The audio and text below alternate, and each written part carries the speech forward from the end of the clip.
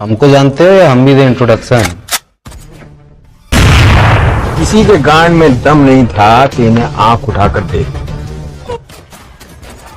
जी प्रणाम, शुक्ला बोल रहे हैं। व्यवस्था कीजिए वरना कर देंगे फेमस, समझे? हमसे प्रकाश शुक्ला है, किसी के भांग भूसड़े में दम है तो रोक के दिखाए हमको। अब सरकारी काम आ गया। अच्छा, अरे माधर चोर, ऐसा चाय बनता है क्या रे? हाँ? गलती होगी भैया जी, दूसरी ला रहे हैं। अरे लान रहोगे पूरे जीवन। ट्रांसफर करवा देंगे तुम लोग का काला पानी। और 2 लाना। जी भैया जी। भैया जी वो